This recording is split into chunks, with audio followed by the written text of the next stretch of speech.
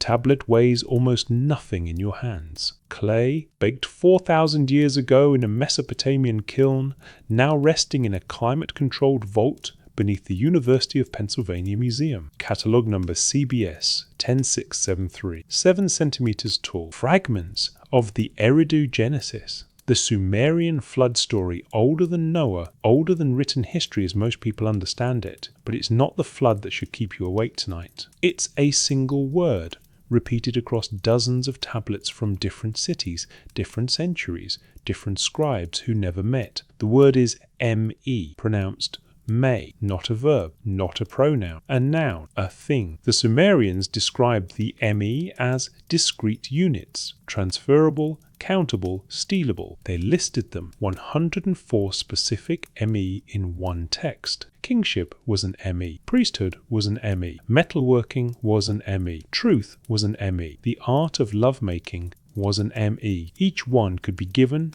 taken, loaded onto a boat. Before you dismiss this as mythology, consider what the texts actually describe: a systematic inventory of all civilizational functions, organized into discrete transferable units, passed from the Anunnaki, the gods of Sumer, to humanity, after a great catastrophe erased what came before. Not magic, not metaphor. An inheritance, instructions, a framework. The Sumerians didn't claim to invent civilization, they claimed to restore it. What if the ME weren't myths at all? What if these clay tablets preserve something stranger? A memory of how complex knowledge systems were structured, categorized, and transmitted? What if the Anunnaki's divine decrees were the ancient world's term for what we might now recognize as architecture, not of buildings, but of information itself? Tonight, we're going to examine that possibility, not with certainty, not with proof, but with evidence. Real tablets, real catalogue numbers, real translations, and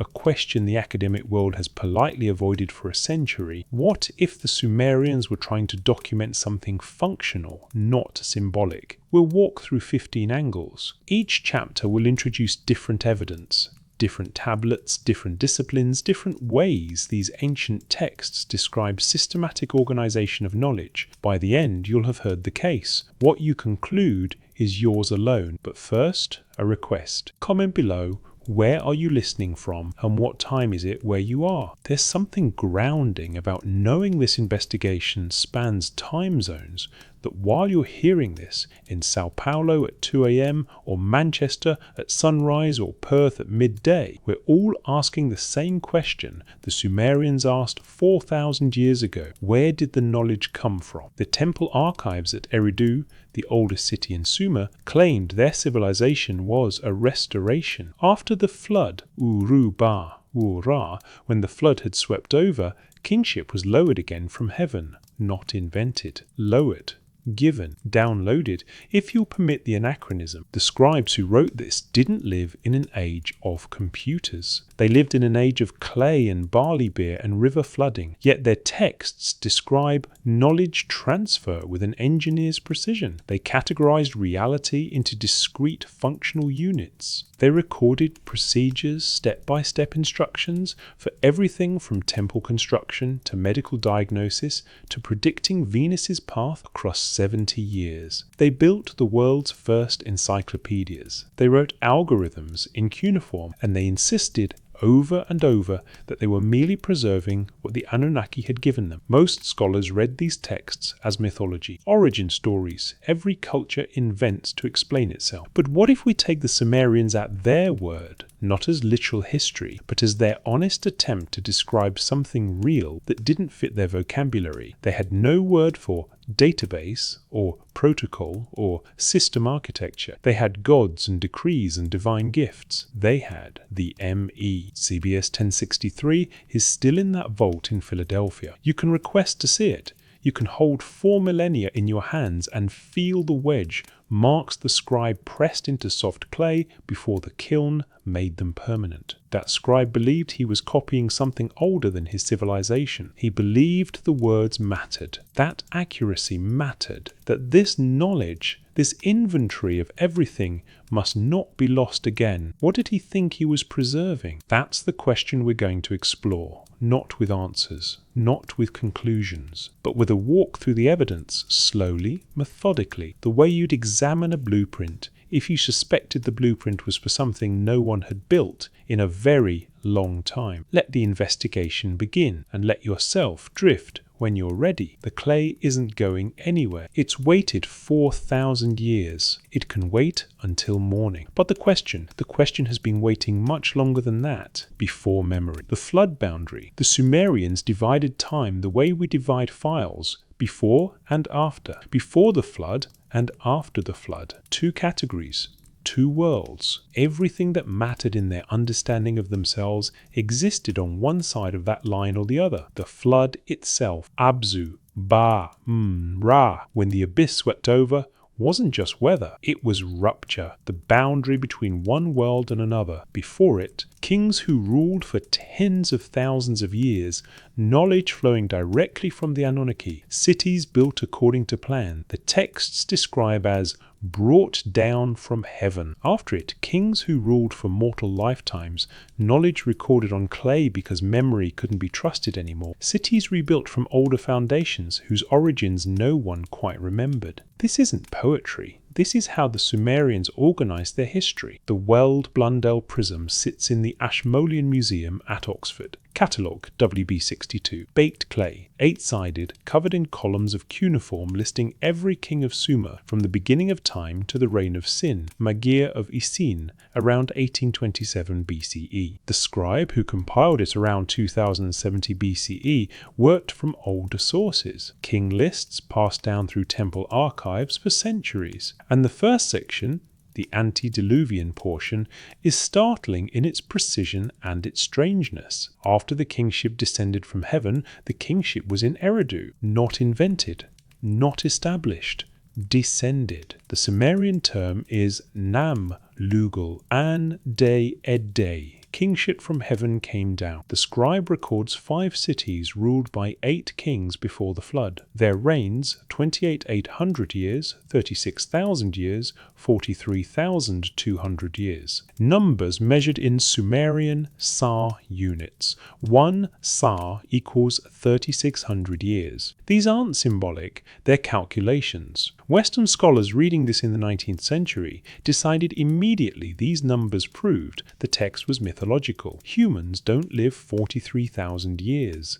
Therefore, fantasy, case closed. But that reaction misses something crucial. The scribes treated these numbers as data. They added them. They compared them across different versions of the king list. They argued over whether Eridu or Bad Tibera should come first. They weren't writing fairy tale. They were preserving records they believed were accurate. Records of something that predated their civilization. The flood ends the first section. Then the list resumes. After the flood had swept over and the kingship had descended from heaven again, the kingship was in Kish. Again, the word is again. Nam Lugal Anan T Ed Deba. Kingship descended from heaven a second time. Restoration, not origination. The post-flood kings rule for mortal lifetimes. 23 years, 17 years, 48 years. The shift is immediate. Something changed, and whatever came after was consciously understood as a diminished reflection of what came before. The Eridu Genesis tablets tell the flood story from a different angle. CBS 1067-3 is one fragment. Others scatter across collection, University Museum, Philadelphia, Louvre, British Museum. Pieced together,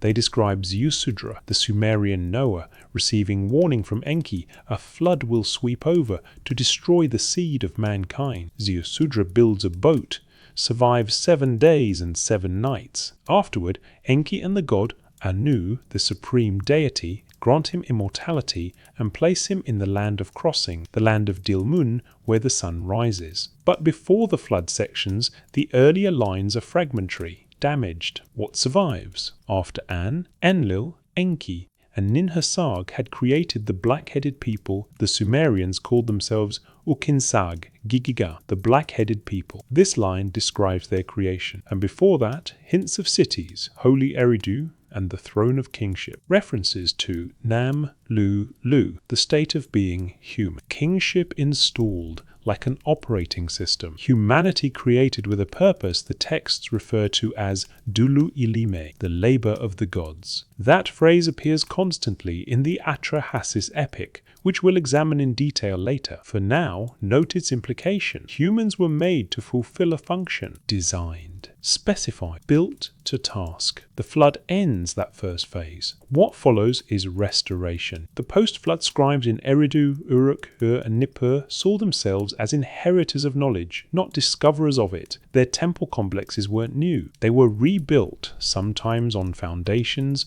20-30 feet below the surface. Excavations at Eridu by Fuad Safar and Seton Lloyd in 1946-1949 uncovered 18 successive temple levels, the earliest dating to 5400 BCE in the Ubaid period. Each temple built directly atop the ruins of the previous one, each oriented to the same sacred geometry, each dedicated to Enki, god of wisdom and fresh water. The continuity is architectural. It's also textual. The scribes copied older tablets, generation after generation, preserving exact wording even when the language shifted from Sumerian to Akkadian. They marked their copies, written according to its original. Accuracy mattered more than authorship. These weren't authors, they were archivists. And what were they archiving? The ME. We'll define that term carefully in the next chapter, but here, at the boundary between before and after, it's essential to understand what the Sumerians thought had survived the flood. Not just people,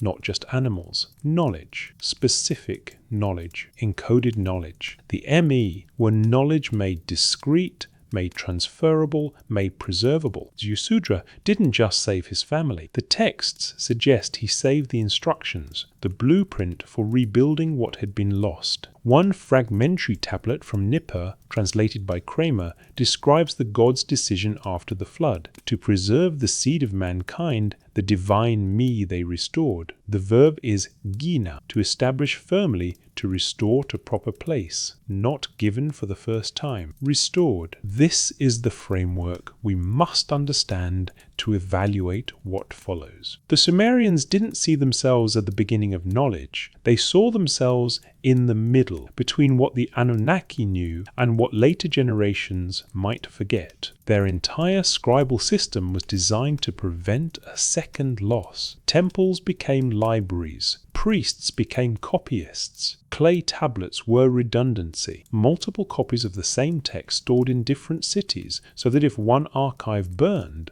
another would survive. This is not the behavior of a people inventing their culture. This is the behavior of a people terrified of losing it again. The flood boundary matters because it establishes the Sumerian worldview. Knowledge came from before. The Anunnaki had it first. Humans received it. And the greatest duty of civilization was preservation. If we accept that premise, not as literal history, but as the Sumerians' genuine belief, then everything that follows makes sense. The encyclopedic lexical lists, the obsessive copying of mathematical tables, the procedural instruction texts, the detailed documentation of temple architecture, legal codes, medical diagnoses, astronomical observations. They were building a backup system. They were encoding everything they'd been given into a medium that could survive fire, flood, and the collapse of empires. Clay, kiln, indestructible. And at the center of that system, the ME, the discrete units of knowledge and function that, if preserved, could restart civilization after the next catastrophe, which raises the question we'll pursue through every chapter that follows. What exactly were the ME? How did the text describe them? How were they organized, transferred, and applied? The Sumerians left us the documentation. In clay, in thousands of tablets, in words they repeated across centuries because they believed repetition equaled preservation. They built a knowledge system designed to outlast their civilization. And here we are, 4,000 years later, reading it. That alone should give us pause. Because they succeeded, the knowledge survived. The instructions survived. The ME survived. Now the question is whether we understand what we've inherited. The answers begin not with kings or floods or gods. They begin with a single word pressed into clay in hundreds of contexts, carrying a meaning we've only started to decode. ME, discrete, transferable, countable, functional. Let's examine what that word actually meant. The ME. A. Catalogue of powers. The word appears in cuneiform as two signs, Sika, me, pronounced roughly may. No direct translation into English. Scholars have tried. Divine decree, divine power, cosmic ordinance, cultural norm, office, responsibility. None quite fit, because the ME weren't abstract. They were specific. Tablet N 3169, joined with N 3032, sits in the Istanbul Archaeological Museums. It's part of the massive corpus of texts recovered from Nippur during excavations in the 1890s by the University of Pennsylvania. This particular tablet preserves the myth, Inanna and Enki, the transfer of the arts of civilization, and in it, the Anunnaki god Enki, lord of wisdom, fresh water, and the Abzu, the cosmic underground ocean, lists the ME he possesses, 104 of them, named individually, transferred one by one to the goddess Inanna. The text is formulaic. Enki, drunk on beer, offers each ME to Inanna. She accepts. He gives. She takes. The repetition is deliberate. Each ME is discrete. Each transfer is a separate transaction. The scribes recording this weren't being poetic. They were documenting a protocol. Here's a sample, translated from the Sumerian by Samuel Noah Kramer and later refined by Bent Alster and others. Enki gave to Inanna the ME of Enship, lordship. He gave to her the ME of godship. He gave to her the ME of the exalted, enduring crown. He gave to her the ME of the throne of kingship. He gave to her the ME of the high throne. He gave to her the ME of shepherdship. He gave to her the ME of kingship. The list continues. 97 more ME, each one identified the ME of priesthood, the ME of truth, the ME of the descent into the netherworld and the ascent from the netherworld, the ME of the standard, the quiver, and sexual intercourse, the ME of the art of song, the ME of eldership, the ME of the craft of the metal worker, the craft of the leather worker, the craft of the builder, the craft of the basket weaver, the ME of wisdom, the ME of attentiveness, the ME of fear, terror, strife, peace, weariness, the ME of judgment and decision, not metaphors, functions, crafts, emotions, social structures, procedures, each one named, each one a unit. This is where the investigation turns strange. Because the Sumerian scribes didn't treat these as symbols or allegories, they treated them as inventory.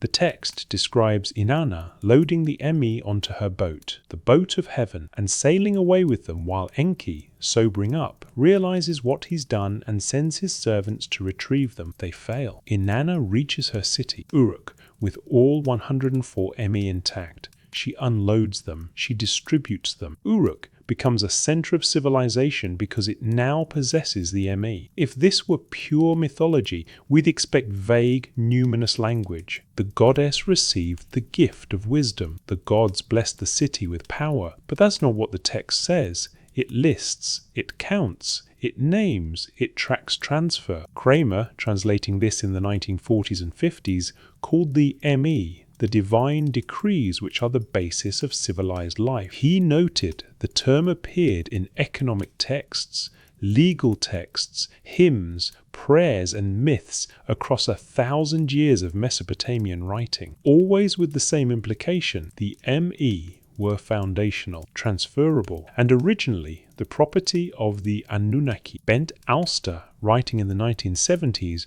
argued the ME represented cultural norms and institutions. Gerald Cooper suggested they were divine offices. Yitzhak Safati proposed they were powers in a more functional sense, capabilities that, once possessed, enabled specific actions. But here's the detail scholars struggle with. The texts never describe anyone inventing an ME. The ME exist. They are held, they are given, they are stolen, they are deployed, but they are never created by humans. Their origin is always the same. The Anunnaki had them first. This pattern repeats in text after text. The poem Enki and World Order manuscript MS 2040 in the Shoyan collection, among other copies, describes Enki touring the world after the flood, assigning ME to various regions, deities and functions. Sumer receives the ME of temple building.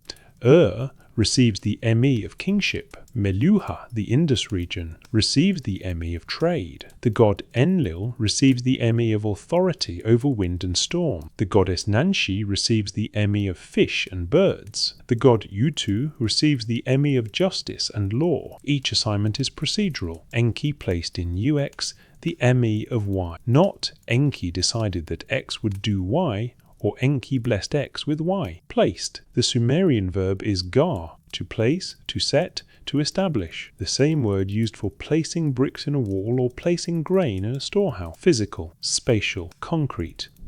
The ME function like modules, like components, like discrete packets of information that, once installed, enable a system to perform a specific task. If this metaphor feels modern, that's the problem. We have words for this. The Sumerians didn't. They used what they had: gods, decrees, divine gifts. But the structure they describe, categorized, transferable, functional, systemized knowledge, that structure is what matters. Let's be specific about what the texts do and don't say. They don't describe the ME as magical. No spells, no incantations, no mystical transformations. Inanna doesn't recite anything when she receives the ME. She simply takes them. They're given, she loads them onto her boat, she transports them to Uruk. Done. The transfer is transactional. The ME also don't require belief. They're not blessings that work only if you have faith. Their function: if you possess the ME of metalworking, you can work metal. If you possess the ME of kingship, you can rule. The text treats them as enabling, not symbolic. This is why Miguel Civil,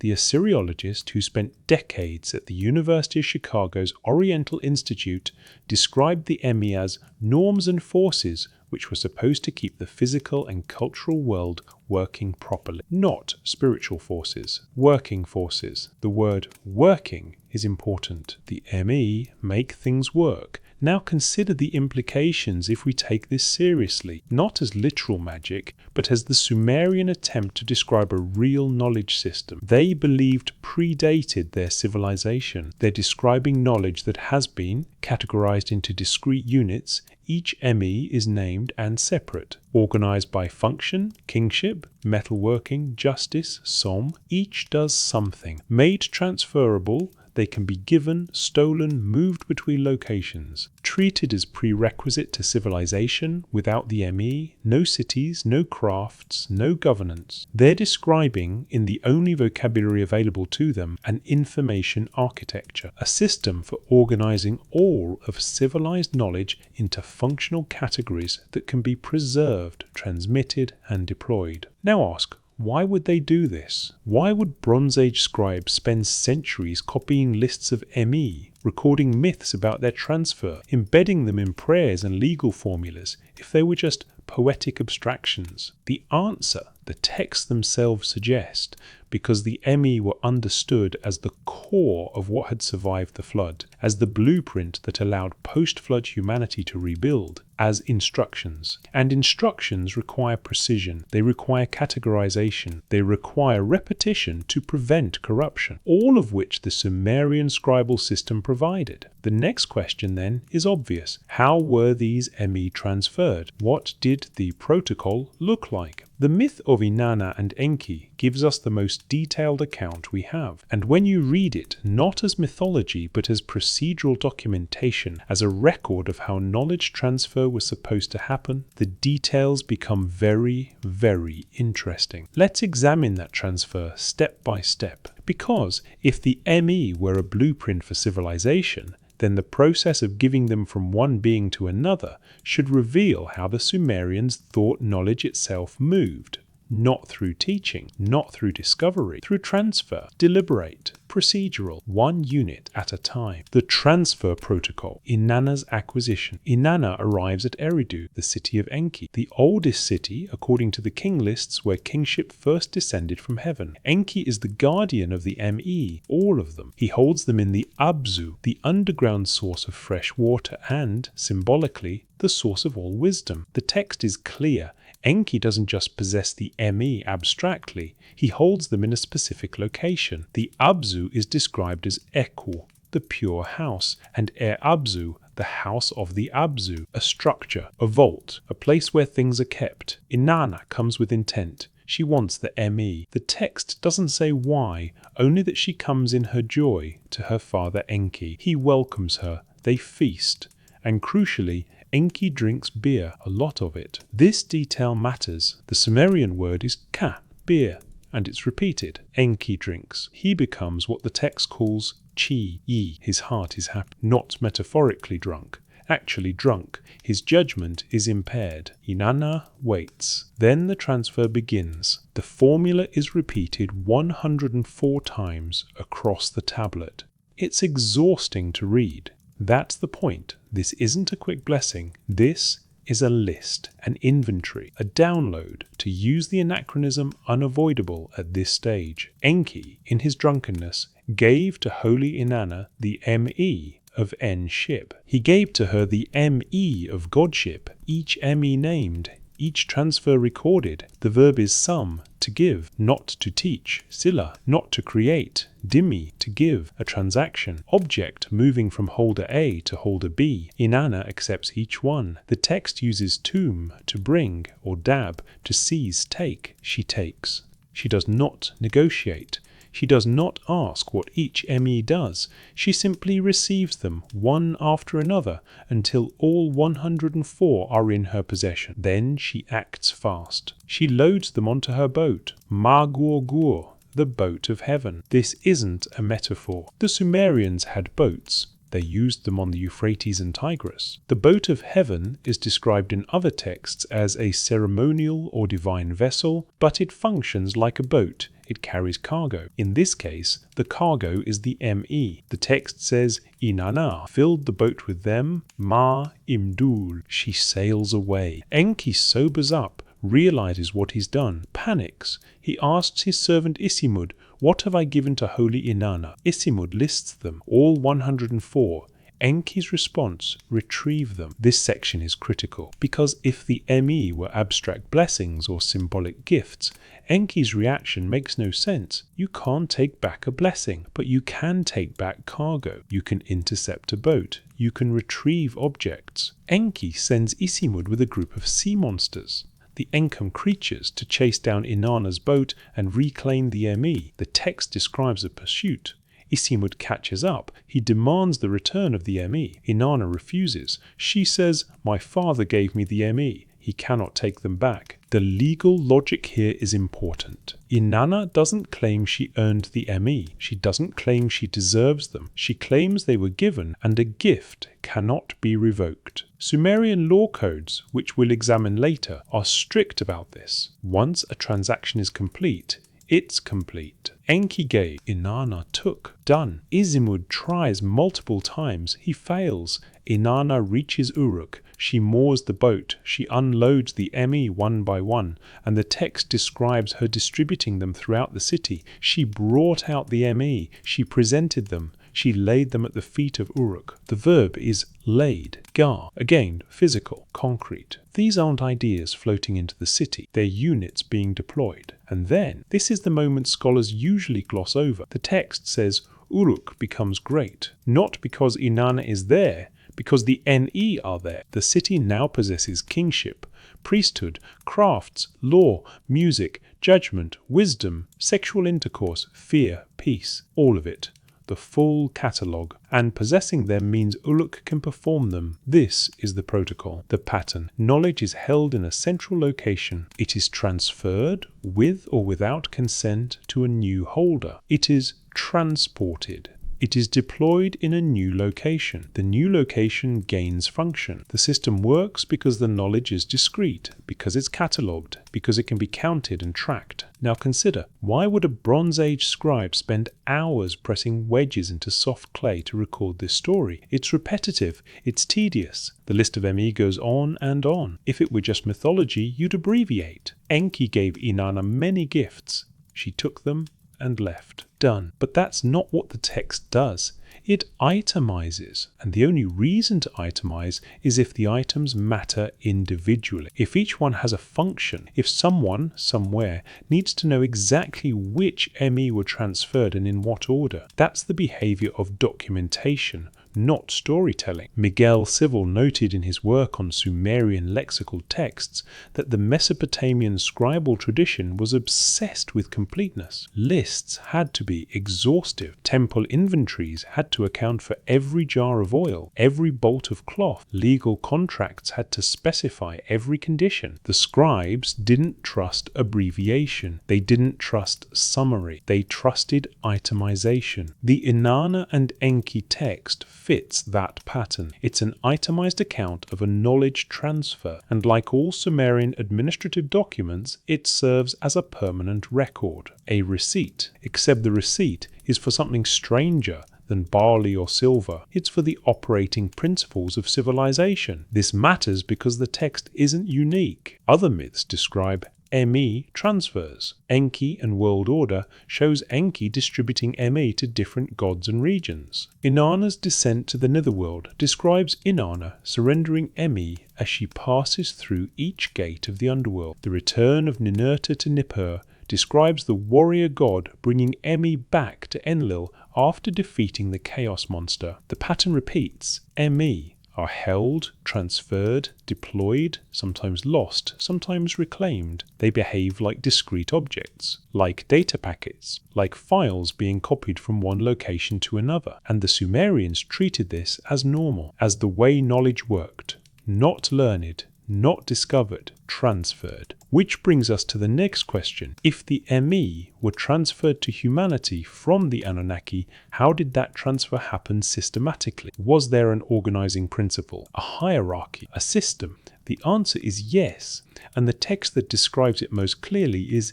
Enki and World Order. Because that text doesn't just show Enki giving ME, it shows him organizing reality itself, assigning every god a function, every region a purpose, every natural force a domain. It reads less like mythology and more like systems administration. Enki touring the world, installing software, assigning permissions, making sure every part of the cosmic machine has what it needs to run. If the ME are the blueprint, then Enki and World Order is the installation manual. Let's examine how it works. Enki the organizer. Functions. Assigned manuscript MS 2340 in the Shine collection preserves one of the most complete versions of Enki and World Order. Other fragments exist in Istanbul, Yale and Philadelphia. Pieced together, the text runs over 450 lines. It's long, it's exhaustive, and it's structured like a database. The poem opens with praise of Enki, not as a warrior, not as a creator in the dramatic sense. As an organizer,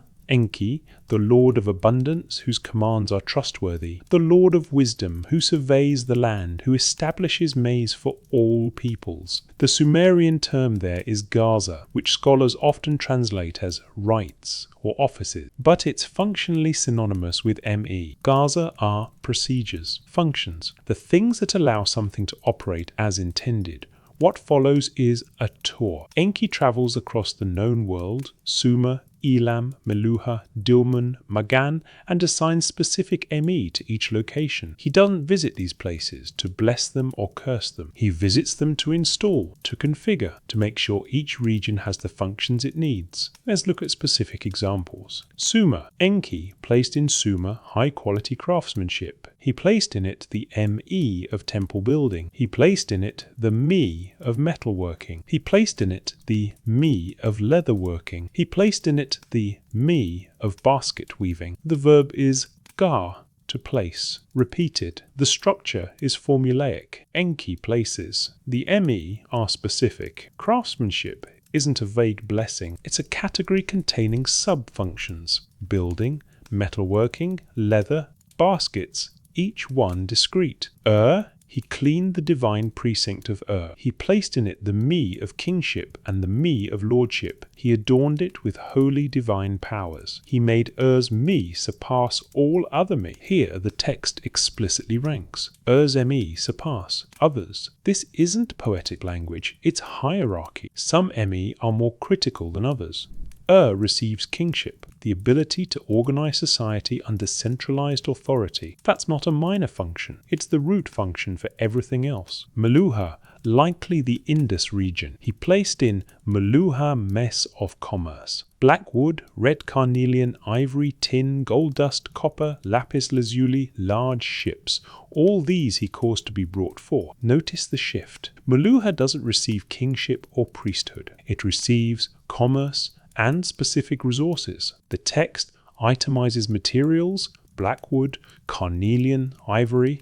These aren't symbolic, they're trade goods, real materials the Sumerians imported from the Indus, and the me assigned to Meluha enable that trade. The function is economic. The me make the function work. The Tigris and Euphrates. He placed in the Tigris and Euphrates mess of flowing water. He made carp and perch, pike and turret fish fill the waters. He made reeds grow in canebrakes and marshes. Here, Enki assigns me to natural systems, not just human activities. The rivers receive the me of flowing water. That's procedural. Water flows because it has the me to flow. Fish populate the rivers because the rivers have the me for fish. Reeds grow because marshes have the me of growth. The text treats natural processes and civilizational functions identically. Both require me. Both are configured by Enki. Both operate according to instructions he installed. This is where the text becomes difficult to dismiss as pure mythology, because the level of organization described is systematic. Enki doesn't just wave his hand and say, "Let there be fish." He places the me of fish in the rivers.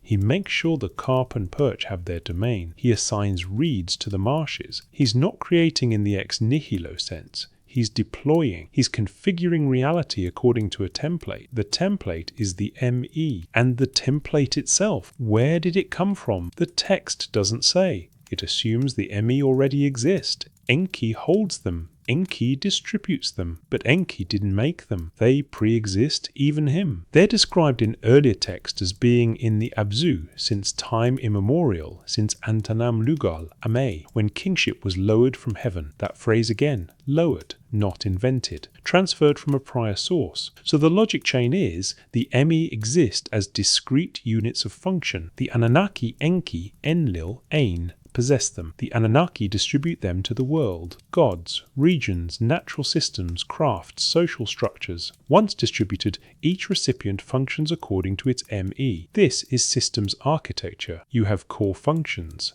the me. You have an administrator, Enki. You have distributed nodes, Sumer, the rivers, the gods. The administrator assigns functions to nodes. The system operates. If you tried to describe a computer network to someone in 2500 BCE who had no concept of electricity, processors, or data storage, you might describe it exactly like this. There is a wise overseer. He places functions in different locations. Each location receives what it needs to perform its task. The system works because the functions are correctly assigned. That doesn't mean the Sumerians had computers. It means the Sumerians described an information system using the only vocabulary available: gods, places, divine powers. But here's what makes Enki and world order particularly striking. The text includes failures.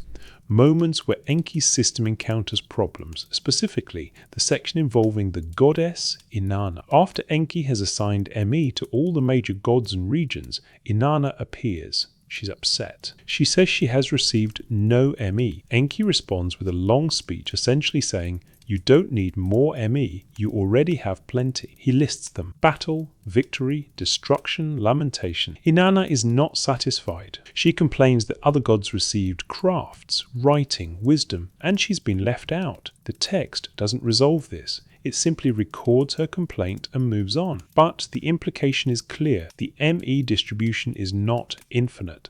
There are a finite number. They've been allocated, and once allocated, they can't be reassigned without consequences. This is resource management. Finite resources, distributed across a system. Some nodes get more, some get less. Some nodes, like Inanna, feel shortchanged. That's not how myths usually work. Myths explain why things are the way they are through narrative. The goddess of war is angry because she loves conflict. Done. But this text explains it structurally. Inanna is angry because she didn't receive certain ME. The system itself creates her grievance, and the system can't fix it because the ME are already distributed.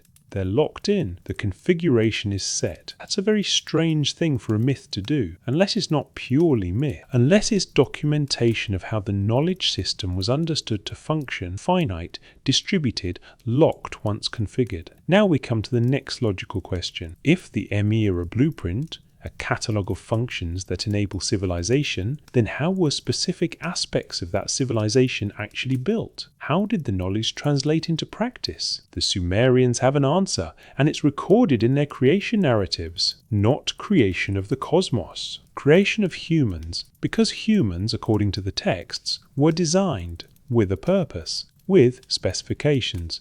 Let's examine those specifications and the process by which the Anunnaki refined their design through trial and error, because the texts describe iteration, prototypes, failures, adjustments, eventual success. They describe engineering, the creation algorithms. Iterative design tablet. AO7036 sits in the loo. Catalog number. AO700036. It's part of a larger text known as Enki and Ninmah, sometimes called Enki and Ninhursag. The story begins with a problem. The Anunnaki are exhausted from their labor. Specifically, the digging of rivers and canals. The work is too hard. Someone proposes a solution. Create workers, not symbolically, not spiritually, functionally. Build beings capable of performing the labor the Anunnaki no longer want to do. The text uses the term Lulu, Hamalu, primitive worker, and the process described is procedural. Enki and the goddess Ninmah,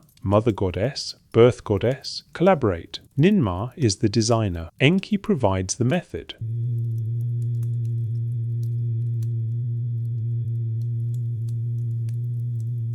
The text says, Ninmah took clay from the top of the Abzu. She fashioned from it the first human. The word for fashioned is diem, to create, to build. The material is diem dia, clay, but not random clay. Clay from a specific location, Eli Abzu, from the top of the Abzu, from the top of the Abzu. The source matters. The material is specified. Then comes the critical detail.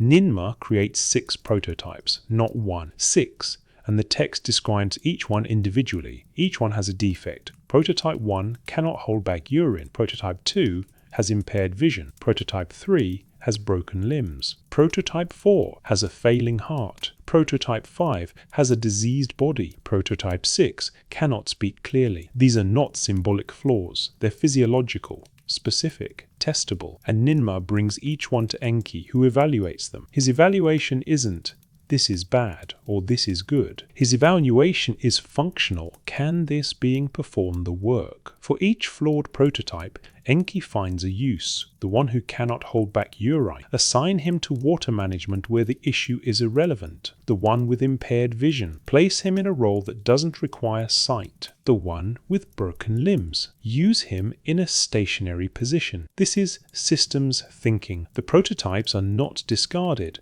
They are repurposed. Each flaw is treated as a constraint, and constraints are worked around. This is how engineers think. This is not how creation myths usually work. But the text continues. After Ninmah's 6 attempts, Enki takes over. He creates a being. The text says this one is functional. This one works. The Lulu is successfully designed, and the key components are listed: clay AJ-Du from the Abzu, blood of a god, specifically the blood of a slain god. In related texts, this god is named Geshtu, the god who has intelligence, divine breath, Temu, or Napitu, depending on the dialect. 3 components, 3 inputs, combined in a specific way. The result, a functional human being capable of performing Dulu Ilim, the work of the gods. Now switch to tablet. BM 78941, British Museum. This is part of the Atrahasis epic. The same story, different version, more detail. The setting is the same. The Anunnaki are tired of digging canals. They rebel. The rebellion is crushed, but Enki proposes a solution. The assembly of gods agrees. Nintu, another name for Ninmah, is called. She says, "It is not my task alone. It is Enki's task and mine together. The flesh of the gods is in his hands." Enki's response, "Let there be brought forth a god. Let him bear the yoke. Let one god be slain so that all the gods might be purified by immersion. With his flesh and his blood, let Nintu mix clay. Let God and man be mixed together in clay." The verb is balalu, to mix, not metaphorically, physically. The text describes a recipe, a procedure. Step 1, slaughter the god Geshtu. Step 2, extract his blood and flesh. Step 3, mix with clay. Step 4, Nintu shapes the mixture. Step 5, divine breath is added. Step 6, 14 humans are created. 7 male, 7 female. The number is specific, not many humans or all humans. 14. The text even says they are created in 7 pairs, gestated for 10 months and born simultaneously. This is specification. This is reproducibility. This is documentation of a process intended to be repeated. And here's where it becomes impossible to ignore the structure. The Atrahasis text treats this as problem solving. There is a problem, too much labor. There is a solution, create workers. There is a design process,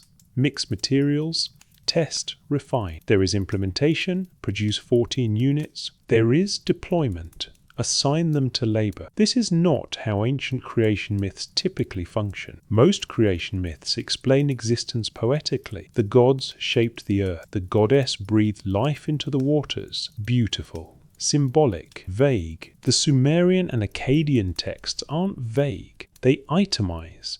They specify materials. They describe iteration. They document failure. They record adjustments. The Enki and Ninmah text even includes a second round of competition. After Ninmah creates 6 flawed prototypes and Enki successfully creates a functional one, Ninmah challenges Enki. "You create a being and I will find its flaw." Enki accepts. He creates a being called Umul, old man, unable to function because of age. Ninmah cannot find a use for him. She loses the challenge. This is almost playful, but it reveals something. The creators understand that design is iteration, that success is measured by function, that beings can be evaluated against requirements. Requirement-based design. That's a modern engineering concept. Yet here it is, embedded in a Bronze Age text describing the creation of humanity. What does this mean? If we take it literally, it means humans are products of genetic engineering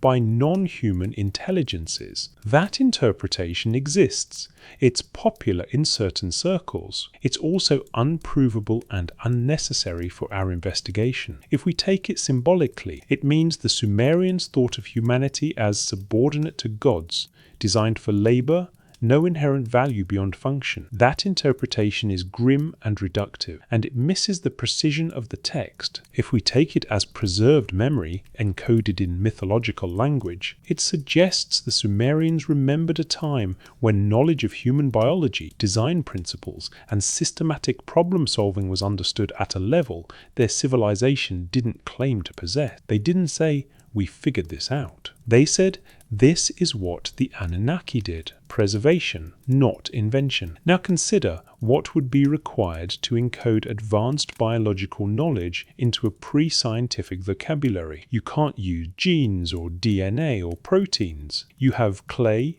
blood, breath. You have gods and mixing and shaping. But the underlying concept that living beings are assemblies of components following design specifications. That concept is there. The text doesn't explain how mixing clay, blood, and breath produces a human. It just states that it does. The recipe is documented. The procedure is recorded. The result is specified. That's how knowledge preservation works when you don't have the technical vocabulary to explain mechanisms. You preserve the procedure, you record the recipe, you document the result, and you trust that someone later, with better tools, will understand what you meant. Or you preserve it because it's sacred, because the ancestors did it this way, because the instructions must not be lost even if no one currently understands why they work. Either way, the texts show systematic thinking, they show iteration,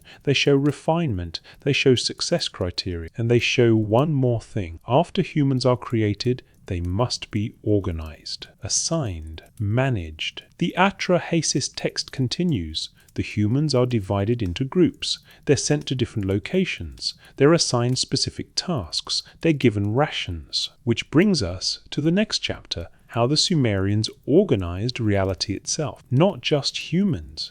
Everything. Because if you're going to run a civilization that believes it's operating on inherited instructions, you need a system for keeping track of everything. You need categories. You need lists. You need encyclopedias. And the Sumerians built exactly that. Categorization, the mind of the scribal schools. There's a room in the University of Pennsylvania Museum, not on public display, where thousands of clay tablets from Nippur sit in archival drawers. Most are small. Some fit in your palm. They're covered in cuneiform, and they're not myths or prayers or royal proclamations. They're lists. Lists of trees, lists of stones, lists of animals, lists of stars, lists of tools, lists of professions, lists of gods, lists of lists. These are the Nippur lexical texts, the world's oldest encyclopedias, and they reveal something critical. The Sumerian mind was taxonomic. It organized reality into nested categories. It believed knowledge could be completely inventoried. The excavations at Nippur ran from 1889 to 1900, led by the University of Pennsylvania. 30,000 tablets were recovered from what turned out to be the scribal quarter schools where young scribes learned to write. And what they learned first, before myths or mathematics, was categorization. The curriculum was standardized. Every scribal school across Sumer used the same lists, the same order, the same categories. A student in Ur learned the same tree list as a student in Nippur, word for word, because accuracy mattered more than creativity. Let's look at specific examples. The tree list, GIG, wood tree. The text begins with the cuneiform sign, GII-chi, the classifier for wood or tree. Then it proceeds through every type of tree and wooden object the Sumerians knew: Dayiab, cedar, Dayiab-shi, Nayi, Nayi, Jiji, Jiji, Jijiji, Jayi, Jayi, Gaigir, Jijijai, Jijidar, Taskerin, Boxwood, Shijidar, Dayi. Not random, hierarchical. First, the materials, types of trees. Then the objects made from them, ships, chairs, chariots. Then back to more tree species. The logic is, understand the category, then understand its subdivisions, then understand its applications. This is database structure. Relationships. The stone list, Naik stone, Naik zar, Gi in, lapis lazuli, napis lazuli, Naik, easy diorite, Naik baba, white stone alabaster, Naik, a red stone carnelian. Each stone is named. Each has properties. Each has uses. The students memorized not just the words but the classifications. They learned that lapis lazuli came from distant lands, that diorite was used for statues, that carnelian was used for beads. The list embedded geography, economics, and material science into vocabulary training. The animal list, UR, dog, KUsh fish, Muishan bird. The animals are grouped by habitat and type. Domestic animals, dog, Gad ox, Ab cow, Udu sheep. Wild animals, Mau lion, Am wild bull, Ani donkey. Fish, Kuish gal, large fish, Kuish tur, small fish, Kuish sig yellowfish, Kuish sig yellowfish. Birds, Musian tur, small bird, Musian gal, large bird, Musian cur. Ra mountain bird. Again, hierarchy. Domestication status, size, habitat. The list isn't just vocabulary, It's a classification system teaching students how to organize the natural world. The professional list, Lu, man, person. This one is especially revealing. Lu, kin, gitch, a messenger. Lu, aslag, laundry worker. Lu, simuj, metal worker. Lu, naga, carpenter. Lu, ummia, craftsman. Lu, barber. Every profession is listed, every role in society. The Sumerians didn't just have jobs, they had taxonomized roles, each with a specific title, each with defined responsibility. The Emi of metalworking, the Emi of carpentry, these weren't abstractions, they were job descriptions, functional categories that society needed filled. Now here's what's remarkable. These lists weren't local, they were international. Versions of the same lexical lists appear in Sumerian, then later in bilingual, Sumerian, Akkadian, then in Sumerian, Akkadian, Hittite, then in Sumerian, Akkadian, Hurrian. As empires rose and fell, as languages changed, the lists survived. Scribes kept copying them, kept translating them, kept preserving them. Because the lists weren't just educational tools, they were the knowledge structure, they were the framework. The most ambitious list is called URRR, U-Blue, literally interest-bearing loan, though the title likely comes from the opening line. It's also called URRRRRRRRRBLU in later versions. This text runs to 24 tablets, over 10,000 entries. It attempts to list every object in the known world, every single thing, trees, reeds, wooden objects, pottery, leather goods, metals, stones, animals, plants, fish, birds, textiles, food, liquids, body parts, tools, buildings, gods. 24 tablets of pure categorization, compiled over centuries, copied for over 1,000 years. Students had to memorize portions of it. Scribes used it as a reference work. It was the Sumerian Google. If you wanted to know the word for something, you consulted U-Blue. But more than that, it was the Sumerian ontology. It didn't just list things, it organized existence. It said, reality can be completely categorized. Everything has a place, everything has a name, and if you know all the names, you know reality. That's not primitive thinking, that's Enlightenment thinking, that's Linnaean taxonomy. That's the logic behind every database, every file system, every API. Organize information into hierarchies, label everything, make retrieval systematic. The Sumerians were doing this in 2500 BCE. Why? Because they believed knowledge was finite, that the ME, the complete set of functions and facts that made civilization work, could be fully documented, and documentation required categorization. You can't preserve everything unless you first organize everything. So they built the lists. They trained every scribe in the lists. They standardized the lists across cities. They translated the lists into new languages as those languages emerged. The lists became the backbone of Mesopotamian intellectual life for 3,000 years. 3,000 years. Show me another knowledge system that lasted that long. Now consider what this implies about their worldview. They didn't think knowledge was infinite. They didn't think discovery was endless. They thought knowledge had already been discovered by the Anunnaki before the flood, and the human task was preservation and organization. You don't build encyclopedias if you think there's always more to learn. You build encyclopedias if you think the learning is done and now the job is cataloging. That's the Sumerian assumption. The ME contain all functions. The lists contain all objects. The task is completeness, not innovation. Which brings us to the next question. If the knowledge is complete and categorized, how do you use it? How do you apply it? The answer: procedures, instructions, algorithms. The Sumerians didn't just list things, they documented processes, step by step. If this, then that.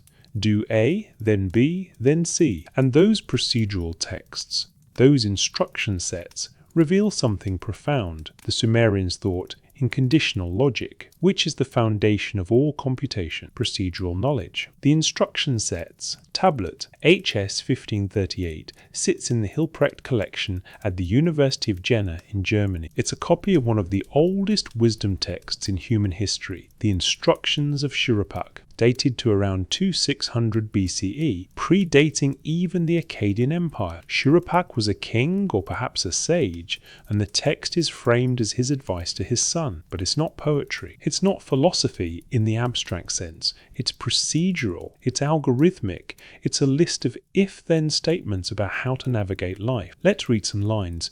Do not buy a donkey that brays, it will split your midriff. If you buy a noisy donkey, then you will regret it. Condition, consequence. Do not locate a field on a road, it will be the share of others. If your field is too accessible, then others will claim the harvest. Condition, consequence. Do not vouch for someone, that man will hold it against you. If you guarantee another's debt, then you will suffer when they default. Condition, consequence. A loving heart maintains a family, a hateful heart destroys a family.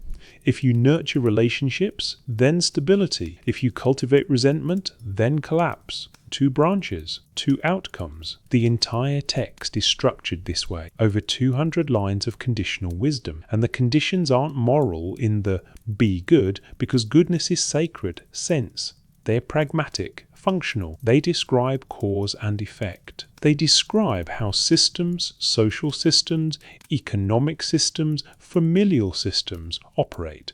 This is procedural knowledge. Knowledge that tells you, under these circumstances, do this. Under different circumstances, do that. It's not teaching principles, it's teaching execution. The instructions of Shuruppak weren't unique. They were copied for over 500 years. Generations of scribes learned them. Why? Because they worked. Because following the procedures produced better outcomes than ignoring them. Now shift to a different kind of procedural text, the Sumerian Farmer's Almanac. Tablet IM 52031 in the Iraq Museum, Baghdad. Also structured as father-to-son advice, but this time the subject is agriculture, and the instructions are even more specific. Step 1. When you are about to plough your field, keep a sharp eye on the man who puts in the barley seed. Let him drop the seed uniformly 2 fingers deep. Not plant the seeds carefully. 2 fingers deep. Measured, precise, testable. Step 2. When the barley has filled the narrow bottom of the furrow, water the top seed. When the barley stands up high as the straw in the middle of a boat, water it a second time. Conditional triggers. Don't water randomly. Water when the barley reaches a specific height. Observe, measure, act. Step 3. When the barley stands up high as the straw, water it a 3rd time. If you water it a 4th time, you will damage the crop. Upper bound. Constraint. If you exceed 3 waterings, then crop failure. The system has limits. The procedure accounts for them. Step 4. Watch for the day when the barley changes color. Harvest it at the moment of its strength. Timing. Precision. The window is narrow. Miss it and the crop quality declines. The instruction embeds observation requirements. This isn't generic advice. This is an algorithm for maximizing barley yield in southern Mesopotamia's irrigation-dependent climate. And it works. Modern agronomists analyzing these instructions have confirmed the Sumerians understood soil moisture, root depth, and growth cycles at a level that wouldn't be formalized in Western agriculture until the 19th century. How did they know this? The standard answer, trial and error. Centuries of farming, accumulated experience. But the text doesn't present itself that way. It presents itself as transmitted knowledge. The father tells the son will tell his son. The knowledge is inherited, not discovered, not experimented with, inherited. When you are about to plough your field, the opening assumes the son has a field.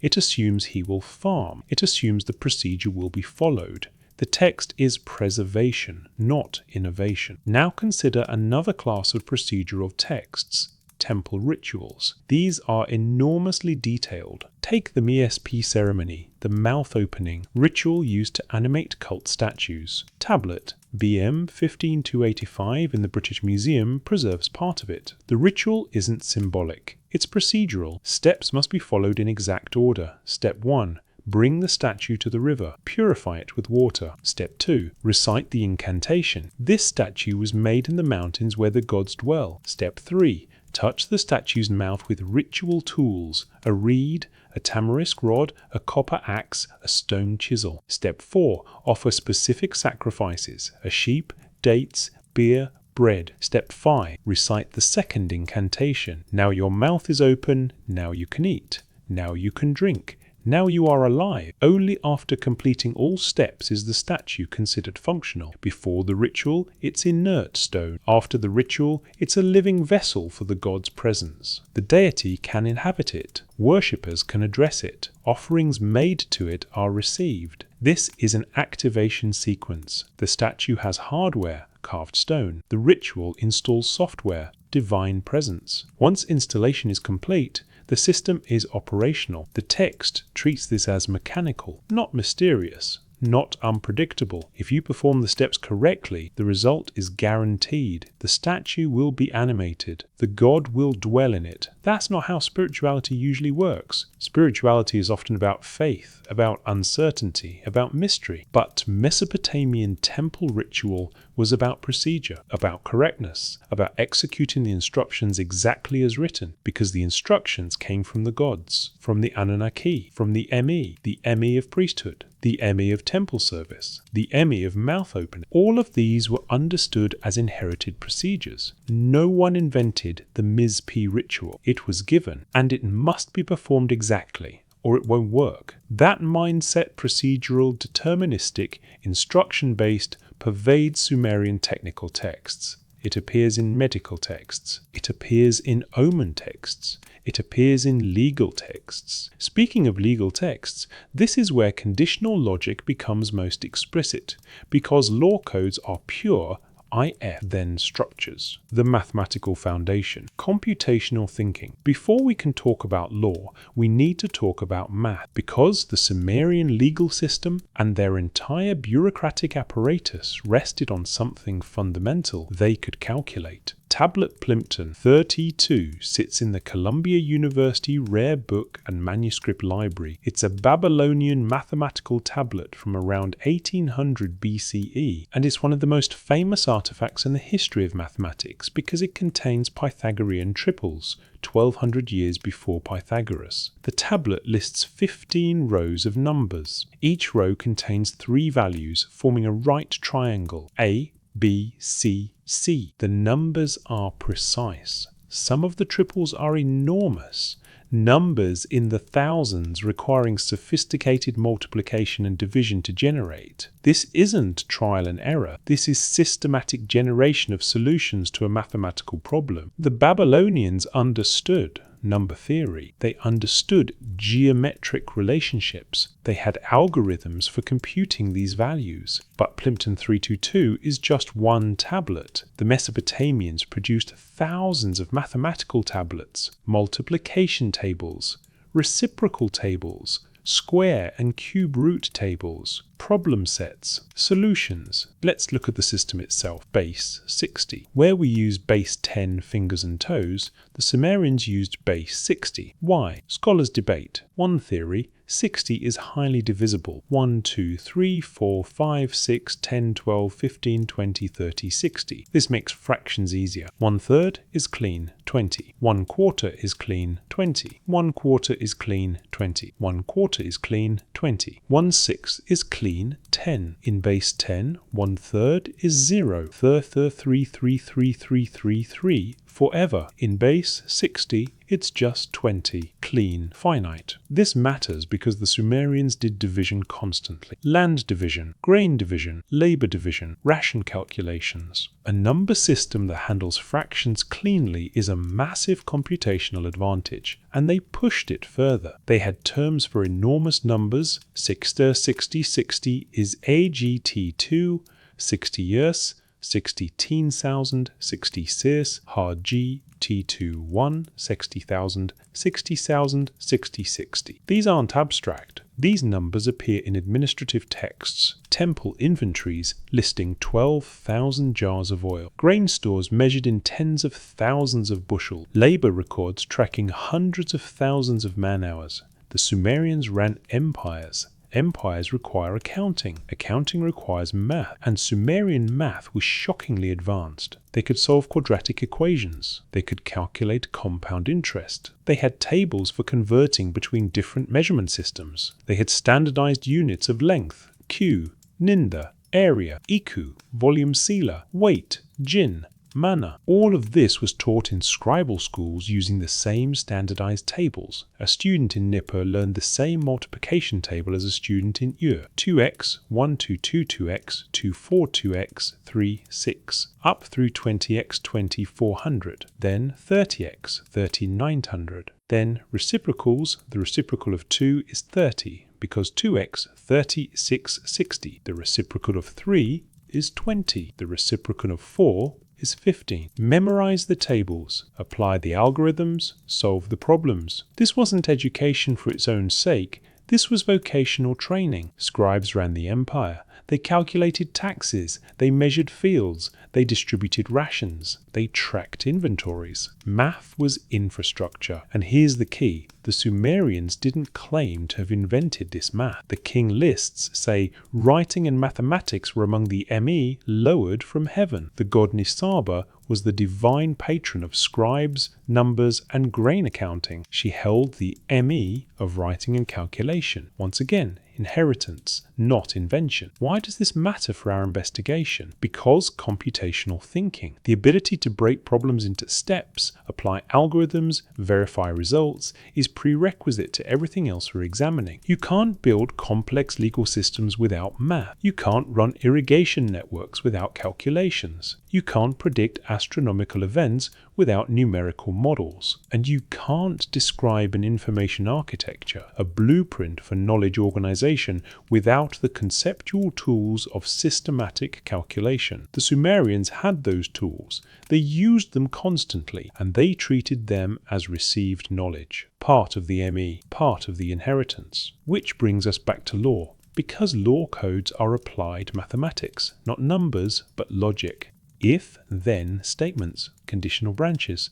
decision trees, and the Sumerians wrote the world's first law codes using exactly that structure, conditional logic. The structure of law, tablet Ni 391, is in the Istanbul Archaeological Museums. It's a fragment of the code of Ur-Nammu, dated to approximately 2000 Run BCE. It's the oldest known law code, predates Hammurabi by 3 centuries, and is written in pure conditional logic. Every law follows the same structure. If a man commits action tes, then consequence y. Let's read actual laws. If a man commits a murder, that man must be killed. Tes, tes, tes. If murder, then execution. Input tes, s output. If a man commits a robbery, he will be killed. Tes, tes. Another branch. If a man commits a kidnap, he is to be imprisoned and pay 15 shekels of silver. If kidnapping, then imprisonment and fine. Compound consequence. If a man divorces his wife, he shall pay her 1 mina of silver. If divorce, then payment. Economic consequence. If a man's slave woman claims to be equal to her mistress, her mouth shall be scoured with 1 quart of salt. If slave challenges hierarchy, then specific punishment. Social maintenance. The structure is relentless. Every law is an if-then statement. Every condition has a defined consequence. There is no ambiguity, no judicial discretion. No, consider the circumstances. The code is algorithmic. This is not unique to Ur-Nammu. Later codes, Code of Lipit Ishtar, 1930 BCE, Code of Hammurabi, 1754 BCE, follow the same structure, hundreds of laws, all conditional, all deterministic. Let's look at Hammurabi's code, the most complete surviving example. 282 laws, all structured identically. Law 6. If a man steals the property of a god or palace, that man shall be killed, and whoever receives the stolen goods shall also be killed. If theft of sacred royal property, then execution of thief and receiver. Law 21. If a man makes a breach in a house, they shall kill him and hang him in the breach. If burglary, then execution and public display. Law 229. If a builder builds a house for a man and does not make its construction firm, and the house collapses and causes the death of the owner, that builder shall be killed. Law 230. If it causes the death of the owner's son, they shall kill the son of that builder. If structural failure kills client's son, then kill builder's son. Proportional reciprocity. This is harsh. This is brutal, but it's also systematic. The law doesn't say, punish the builder appropriately. It specifies exact consequences, and those consequences follow logical patterns, life for life, property for property, injury for injury. The famous phrase, an eye for an eye, lex talionis, comes from Hammurabi's code, Law 1 in 6. It's not about cruelty, it's about precision. If you destroy someone's eye, then your eye is destroyed. Exact reciprocity, no escalation, no discretion. The system is deterministic. Input determines output. The judge's role isn't to decide, it's to verify the condition. Did this happen? And apply the consequence. Then this follows. This is binary logic. Boolean. True, false. If condition is met, execute consequence. If condition is not met, do not execute consequence. And here's the critical insight. This kind of thinking doesn't arise naturally. Most human moral reasoning is contextual. It depends. What were the circumstances? What did they intend? But code-based legal systems eliminate context. They replace it with conditions. They say, we've already thought through the circumstances, we've categorized the possible violations, we've assigned consequences. Now just apply the rules. That's not moral philosophy. That's programming. The Mesopotamian legal codes program society. They define acceptable states and unacceptable states. They define transitions between states, crime, and corrective functions, punishment. They create a deterministic social system where every action has a predictable consequence. Why build law this way? The traditional answer: to ensure fairness, to prevent arbitrary punishment. To make law accessible, anyone can read the code and know the consequences. But there's another interpretation. If you believe, as the Sumerians did, that civilization is operating on inherited instructions, the ME, then law codes aren't human inventions. They're implementations of divine instructions, the ME of justice, the ME of kingship, the ME of social order. Namu didn't invent his code. The prologue says the gods chose him to establish justice. Hammurabi's prologue says the gods gave him the code.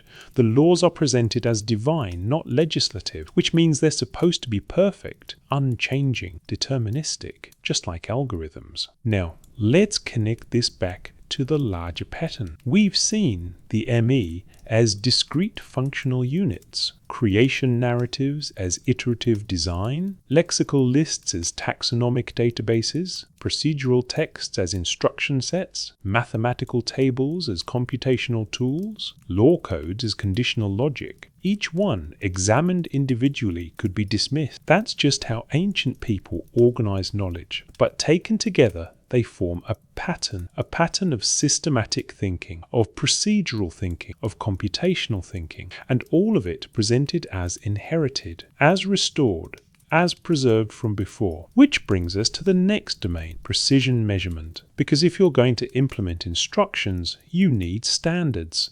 You need reproducibility. You need units.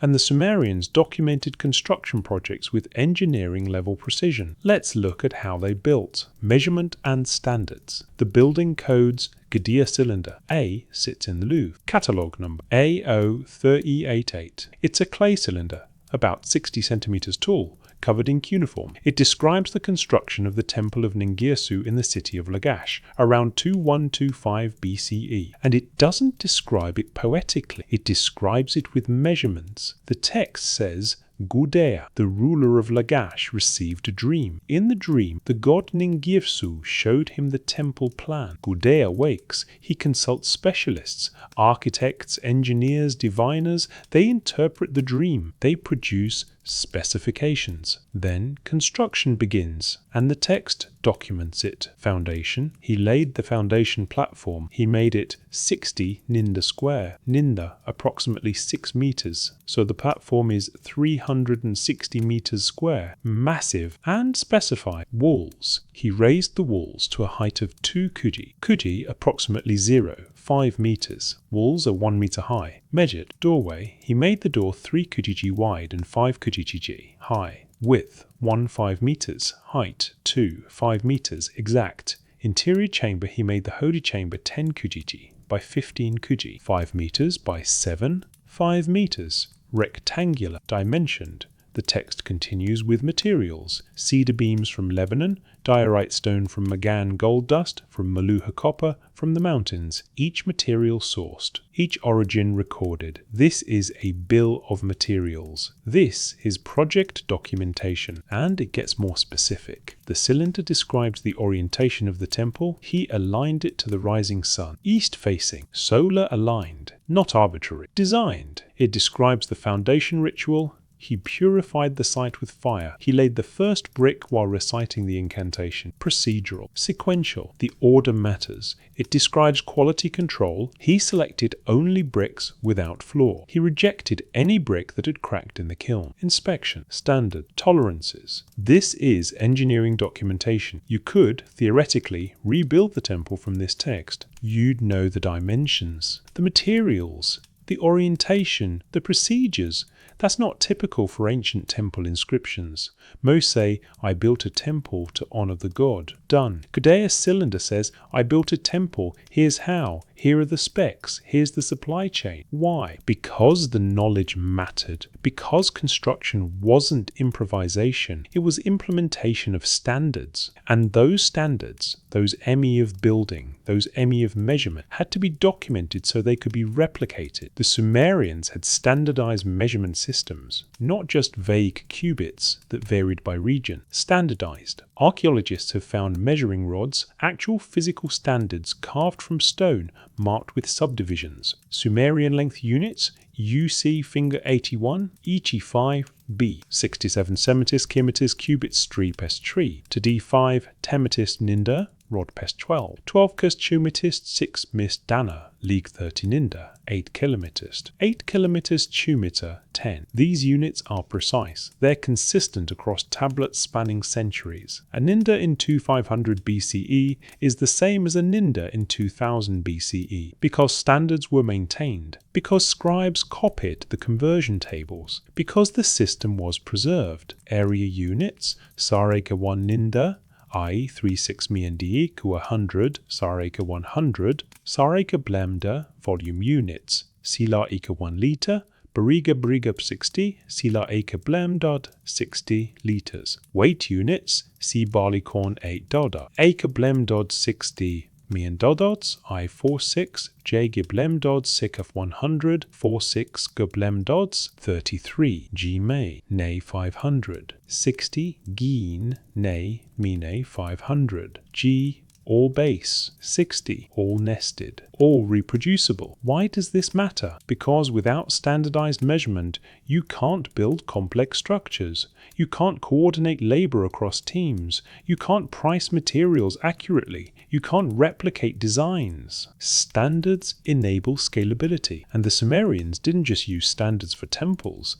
They used them for everything. Irrigation canals had specified widths. 2 ninda typical. Fields were measured in equal. Grain rations were measured in sila. Worker wages were measured in gin of silver per day. The entire economy ran on measurement, and measurement ran on standards. And standards were part of the ME. The god Nisaba, goddess of writing, grain, and accounting, was also the goddess of measurement. She held the measuring rod and line. She was depicted with them in art. Because measurement wasn't just practical, it was sacred. It was divine knowledge. Knowledge inherited, preserved, applied. Now consider what happens when you combine measurement standards with procedural instructions. You get reproducibility. You get quality control. You get systems that work the same way every time. You get engineering. And the Sumerians documented their engineering. They left instructions. They left specs. They left standards, because they believed those instructions came from the Anunnaki, and losing them would mean losing the ability to build civilization. Which brings us to one of the strangest procedural texts in the Mesopotamian corpus, the Mes-P ritual, the mouth-opening ceremony. The activation protocol, because it's one thing to build a statue, it's another thing to make it functional, and the Sumerians had a procedure for that too. Animation protocols, bringing stone to life, tablet, BM 1525 in the British Museum is part of a longer series of texts describing the Mespi ritual, literally mouth-washing, though usually translated as mouth opening. The ceremony's purpose to transform an inert statue into a living vessel capable of housing a deity. This isn't metaphor. The texts are explicit. Before the ritual, the statue is dead. After the ritual, it's alive, not symbolically, functionally. The ritual spans multiple days. It's complex, it's procedurally rigid, and it reveals something critical about how the Mesopotamians understood the boundary between object and entity. Let's walk through the steps. Day 1. Fabrication. The statue is carved by craftsmen, metalworkers, woodworkers, stone carvers. But here's the key. The craftsman must declare they didn't make it. The ritual includes this oath. I did not make him. Ninigel, god of smiths, made him. Kusibanda, god of goldsmiths, made him. This matters because it establishes origin. The statue's design comes from the gods. The humans are implementing instructions. Day 2. Purification. The statue is taken to the river. It's washed with holy water. Incantations are recited. This statue was born in heaven. It was fashioned in the mountains where the gods dwell, not made on earth, made in heaven, brought down. Again, the pattern, origin elsewhere, implementation here. Day 3, mouth opening. This is the activation. The statue is brought to the temple. Specific tools touch its mouth in sequence. A tamarisk rod, a reed, a copper axe, a stone chisel. Each tool is purified. Each touch is accompanied by an incantation. Tamarisk, pure wood from the pure forest. With you, I open the mouth of this god. Why these tools? The texts don't explain. They just specify. The procedure must be followed exactly. Then honey, butter, dates, and beer are placed on the statue's lips. More incantations. Now your mouth is open. Now you can speak. Now you can eat. Now you can drink. Now you can smell incense. Now you can receive offerings. Each function is enabled individually. Speech, eating, drinking, smelling. These aren't metaphors. The statue is being granted functional capabilities. Day 4. Installation. The statue is placed in its shrine. It's seated on its throne. Final offerings are made. Final incantations. You are no longer wood. You are no longer stone. You are no longer metal. You are a god. Transformation complete. The statue is now operational. Worshippers can pray to it. Priests can make offerings to it. The deity inhabits it. It sees. It hears. It responds. Or at least, that's what the ritual claims to accomplish. Let's be clear. Modern observers don't believe the statue becomes conscious, but that's not the point. The point is the Mesopotamians treated functionality as installable, as procedural, as requiring a specific sequence of steps. Before the ritual, inert object. After the ritual, functional interface to divinity. The ritual is the activation protocol. Now consider the implications. If you're a civilization that believes knowledge and function are transferred from the gods, not invented, then of course you'd have activation ritual. Because objects don't just work on their own, they have to be configured, initialized, made ready. The Mespi ritual treats divinity the way we treat software installation. The hardware statue is built. The software divine presence is installed via a prescribed procedure. Once installation completes, the system boots up. It's ready for use. That's a very strange way to think about religion. Most religious traditions treat the divine as mysterious, unpredictable, beyond human control. But Mesopotamian temple practice was transactional, deterministic. If you perform the ritual correctly, the god inhabits the statue, period. No faith required, no mystery, just correct execution. That mindset, procedural, technical, system-based, shows up in other animation contexts too. Consider dream interpretation. The Mesopotamians had manuals, literally reference texts for interpreting dreams, tablets listing dream symbols and their meanings. If you dream of a dog, then you will have a loyal friend. If you dream of a lion, then you will confront a king. If you dream of a flood, then destruction approaches. Condition. Interpretation. No ambiguity. Look up the symbol. Read the meaning. Done. Or consider medical diagnosis, which we'll explore in depth next. But note the structure. Mesopotamian medical texts are decision trees. I, if the patient has fever and cough, then administer remedy A. I, if fever persists after 3 days, then administer remedy B. I, if the patient's skin turns yellow, then the problem is liver-related. Observation, diagnosis, diagnosis. Die, treatment. Systematic, procedural, algorithmic. The pattern repeats, reality is organized into states. States are identified by observable conditions. Conditions trigger prescribed actions. Actions produce predictable results. This is systems thinking. This is control flow logic. This is how you program reality. If you believe reality operates on instructions, and the Mesopotamians did believe that, the ME weren't just knowledge, they were operational parameters. They were the rules reality ran on. Which brings us to the most explicitly procedural domain in Mesopotamian knowledge, medicine. Because medical diagnosis is pure conditional logic, and the Mesopotamians wrote it down. Medical decision, trees, diagnostic, logic. The Diagnostic Handbook is one of the most remarkable documents from ancient Mesopotamia. It's not a single tablet, it's a series. Multiple copies exist across collections. The core text dates to the Old Babylonian period, circa 1800 BCE, but it was copied and expanded for over 1,000 years, and it's structured like a medical expert system. Every entry follows the same format. If a man suffers from symptoms, it is the hand of cause res. You shall treatment. Let's look at real examples, translated from the Akkadian, entry 1. If a man's body is yellow, his face is yellow, and his eyes are yellow, it is the hand of bile. You shall give him beer mixed with crushed herbs. Symptoms: yellowing, jaundice. Diagnosis: bile disorder, likely liver disease. Treatment: herbal beer. Entry 2. If a man has fever, his eyes are inflamed, and his urine is dark, it is the hand of the fire demon. You shall cool his body with water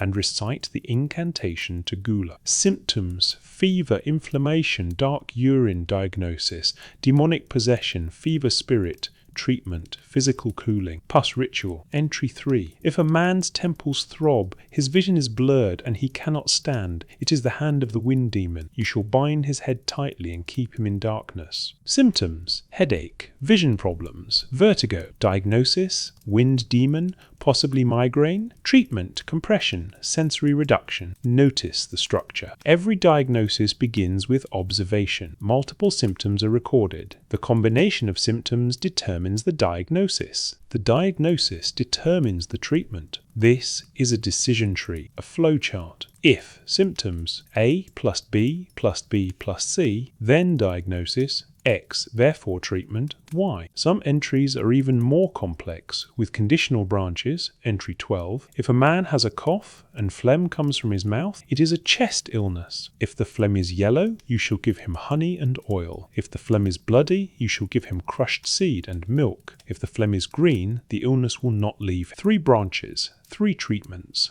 1 prognosis. Green phlegm terminal. The handbook doesn't just diagnose, it predicts. It tells the physician what will happen. If green phlegm, then patient will die. Not might die, will die. The system is deterministic.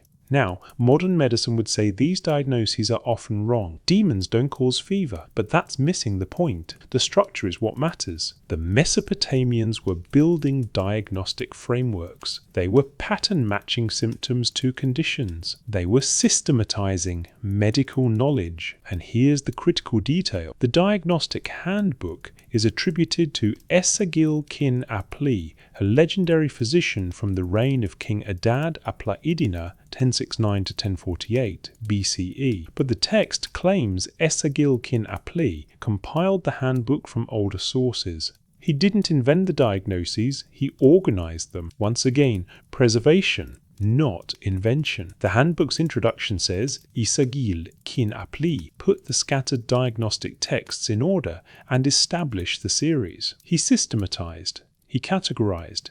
He built the reference manual from fragmentary knowledge. Why was that necessary? Because, the text implies, The knowledge already existed. It had just become disorganized. Esagil kin, Apli restored the system. That restoration narrative shows up constantly in Mesopotamian intellectual history. Knowledge exists. It fragments. A scholar reorganizes it. The organized version becomes the standard. It's the behavior of a civilization maintaining inherited knowledge, not discovering new knowledge. Now let's look at treatment protocols. The handbook doesn't just diagnose, it prescribes. And the prescriptions are recipes: remedy for fever, take root of sweet reed, dried licorice, seed of juniper, grind them together, mix with beer, give to the patient at sunrise and sunset for 3 days. Ingredients listed, proportions sometimes specified, method documented, timing prescribed. This is a pharmaceutical formula, and the Mesopotamians had hundreds of them documented, copied, preserved. Some remedies were herbal, some were mineral, crushed stones, salts.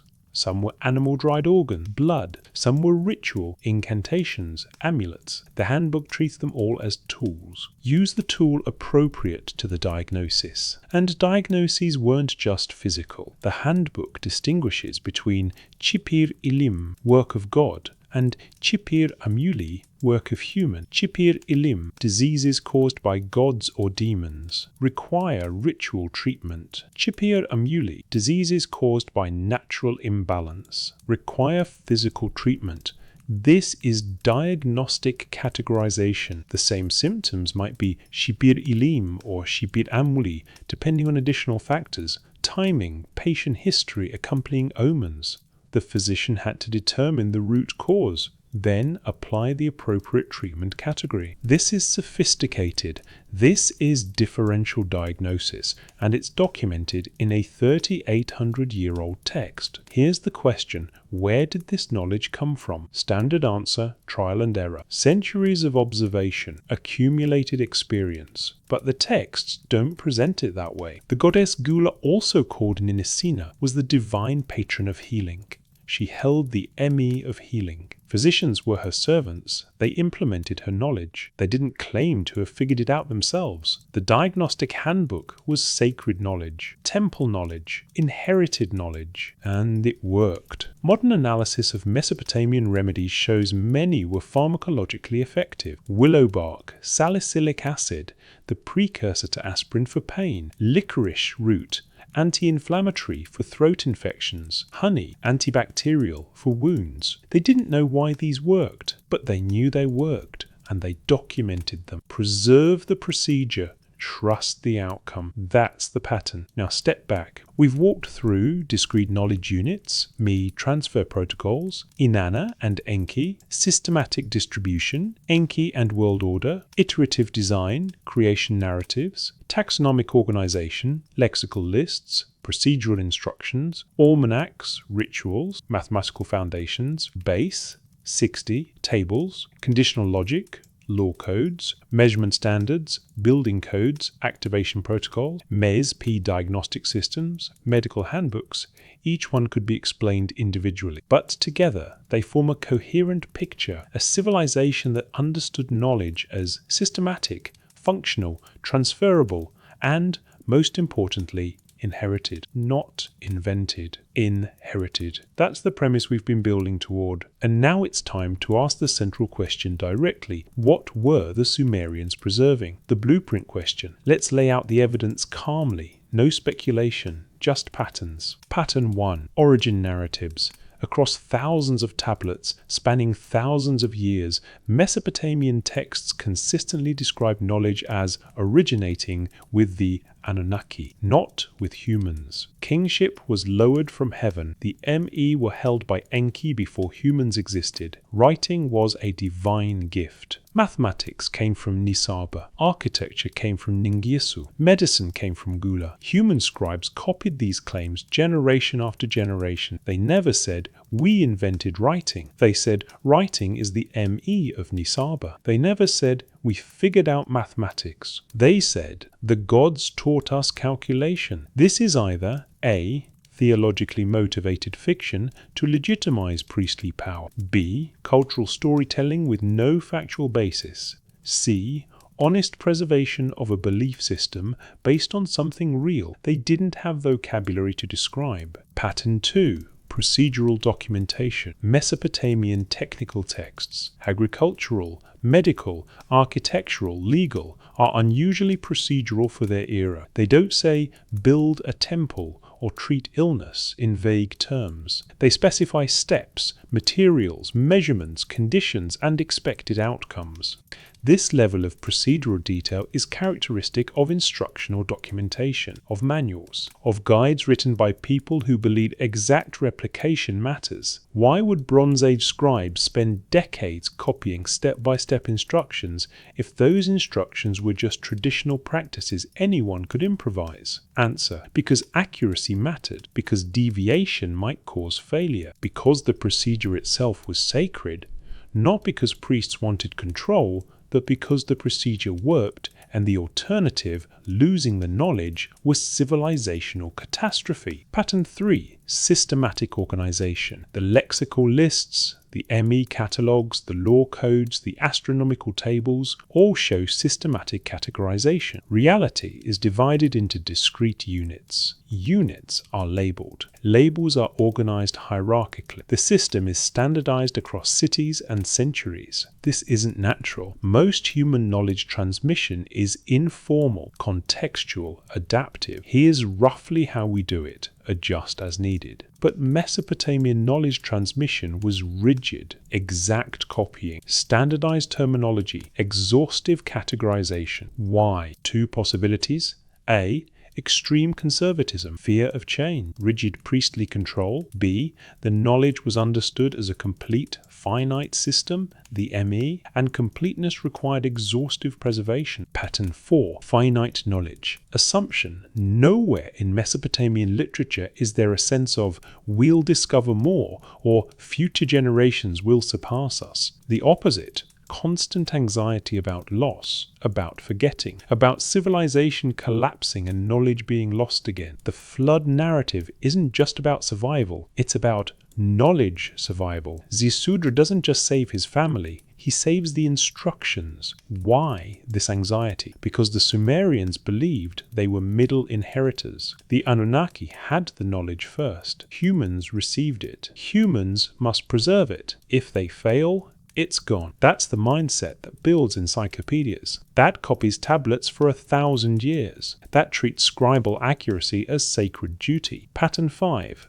Transferred, not discovered. The verb patterns matter. Knowledge is given, lowered, placed, transferred, not learned, discovered, invented. This language is consistent across myth, hymn, legal prologue, and scribal colophon. Kings don't say, I developed a law code. They say, the gods gave me justice. Scribes don't say, I learned writing. They say, I received the art of the reed stylus. This could be humility or convention, or it could be accurate. They understood themselves as receivers, not originators. 3. Interpretive frameworks. Now let's examine 3 ways to interpret this evidence. Framework 1. Theological fiction. The Anunnaki narratives are myths invented by priests to legitimize their authority. We don't just know things the gods told us, therefore obey. The procedural texts, the standardization, the preservation anxiety, all tools of social control.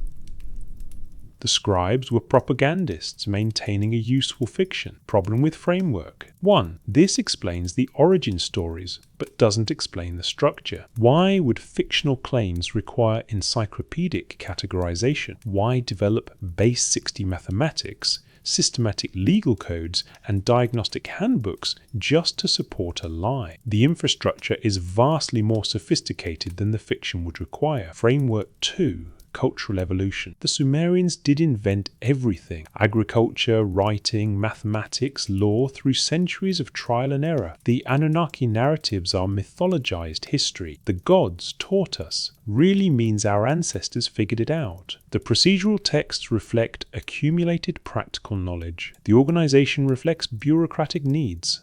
Nothing mysterious here, just civilization doing what civilizations do. Problem with Framework 2, the Sumerians themselves rejected this interpretation. They had a word for human invention, dime, to create. They used it for buildings, tools, crafts, but they never used it for the ME. The ME were always pre-existing. Why would a civilization capable of sophisticated abstraction, mathematics, law, metaphor, be incapable of recognizing its own inventiveness? Framework 3. Preserved memory. The Sumerians were preserving knowledge of a prior systematic framework they believed predated their civilization. They didn't have the conceptual vocabulary to describe information architecture, so they described it as divine decrees. They didn't have words for algorithm or protocol, so they described procedures as rituals.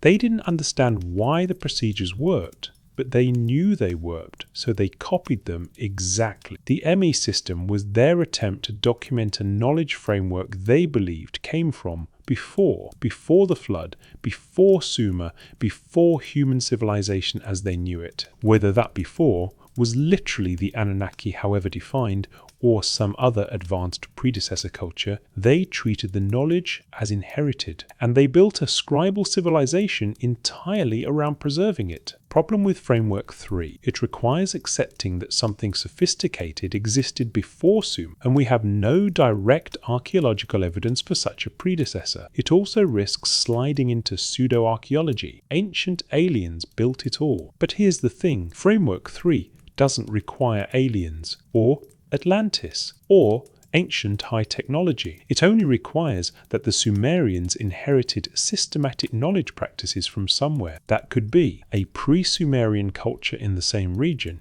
Ubaid period, 6500–3800 BCE, that left fewer archaeological traces but had sophisticated oral practical knowledge traditions. Knowledge transmission from multiple regional sources, Indus, Egypt, Anatolian, that the Sumerians synthesized and attributed to divine origin. Actual historical figures, Anunnaki as a memory of exceptional teachers, leaders, whose contributions were later mythologized. The framework doesn't depend on the literal truth of the Anunnaki. It depends on the Sumerian belief that their knowledge was inherited, and that belief shaped how they organized, documented, and transmitted that knowledge. The AI parallel. So, why frame this investigation as blueprint for artificial intelligence? Because the conceptual parallels are striking. Discrete functional units, me, functions, modules in code, transfer protocols, Inanna and Enki, C, data transmission protocols, systematic distribution, Enki and world order, C distribution, CZ APIs, taxonomic organization, lexical lists, CZ databases, ontologies, procedural instructions, rituals, almanacs, algorithms, conditional logic, law codes, lie if. Then statements, measurement standards, building codes, lie data types, formats, activation protocols, MES Cesiusian protocol.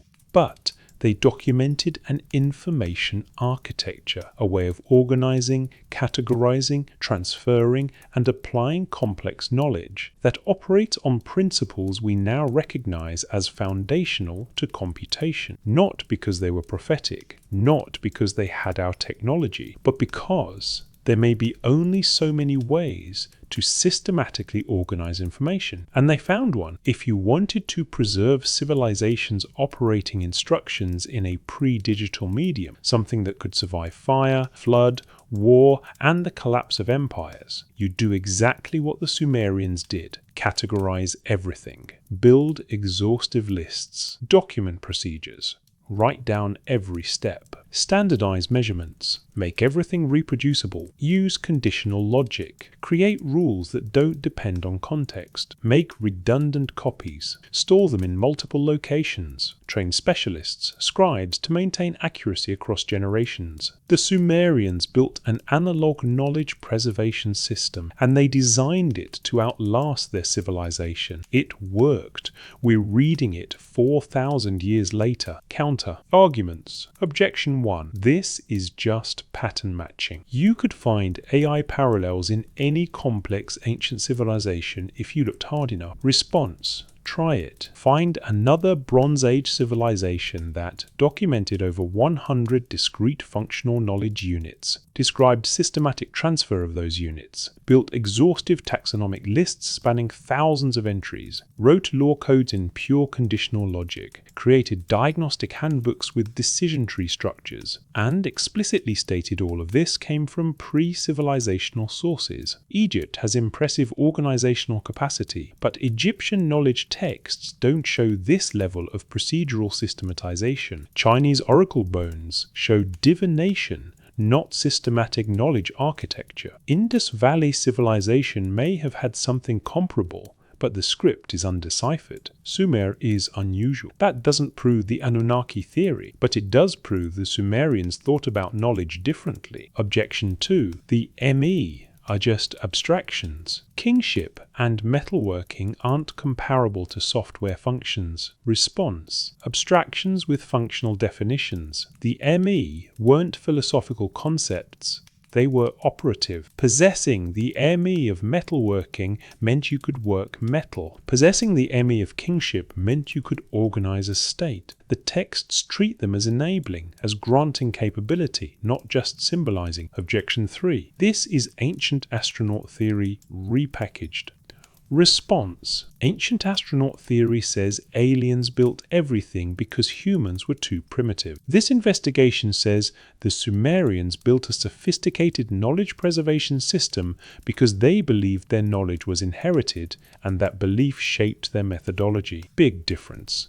We're not claiming the Anunnaki were extraterrestrials. We're asking, what were the Sumerians trying to preserve, and why did they structure preservation the way they did? Objection 4. We're imposing modern concepts, AI, algorithms, databases on ancient texts. That's anachronistic. Response: yes, and unavoidable. We can only interpret the past through present frameworks. The question is, does the framework illuminate something real, or does it distort? If calling the lexical lists databases helps us recognize they functioned as reference systems with hierarchical organization and retrieval logic, that's useful. If calling law codes conditional logic helps us see they're structured as deterministic rules rather than discretionary guidelines, that's useful. The danger isn't analogy. The danger is claiming the Sumerians consciously understood these things the way we do. They didn't. But they built functional equivalents using the tools available to them. The real question: what if the ME system, and all the organizational infrastructure around it,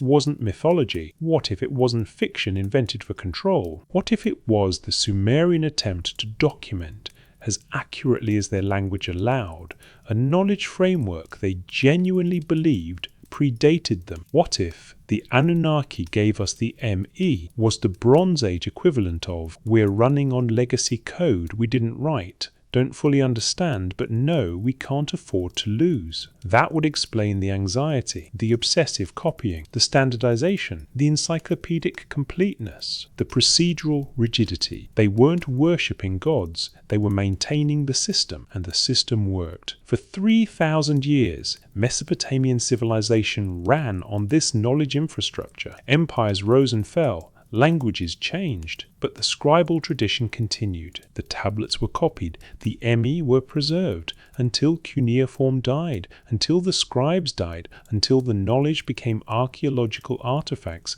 and now we're reading it again, deciphering it, asking what it meant, maybe asking the wrong questions. Maybe we should be asking, what did they think they were preserving? And why did they think it mattered so much? Because they succeeded. The knowledge survived.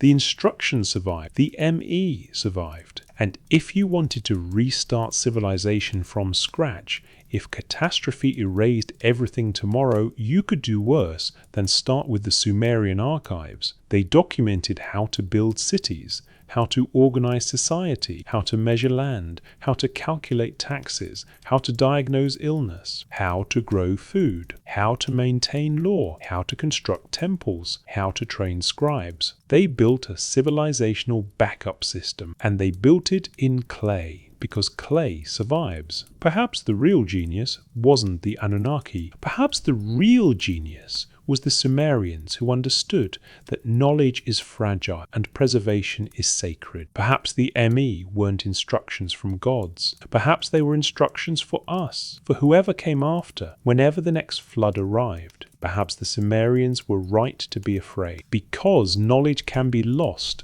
has been lost, will be lost again unless someone preserves it. The clay still speaks. CBS 106003 is still in Philadelphia. Vault 5, climate controlled. 18 GBC, 45% humidity. Darkness, except when researchers request to see it, which isn't often anymore. The tablet has been translated, photographed, catalogued.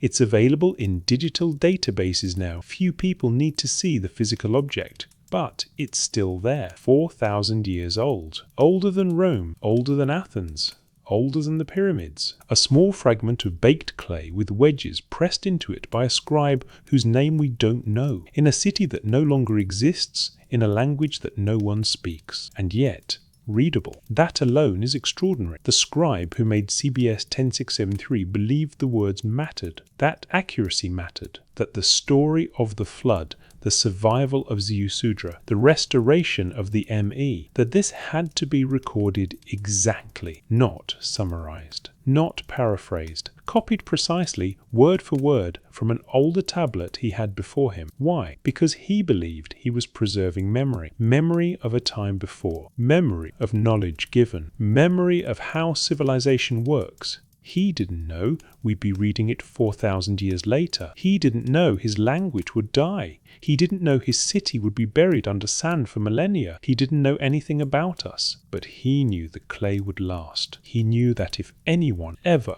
wanted to know what the Sumerians believed about the origins of their knowledge, about the Anunnaki, the ME, the flood, the restoration, it would still be there, in the clay, permanent. We've spent the last hours walking through evidence, tablets, catalogues, translations, patterns. We've examined creation narratives, lexical lists, law codes, medical texts, architectural specs, rituals. We've traced the structure of Sumerian knowledge systems. We've asked whether that structure was invented or inherited. We haven't answered, because the answer isn't in the tablets. The answer is in what you conclude. The Sumerians gave us data. They preserved procedures. They documented systems. They did their part. They built the archive. They copied the tablets.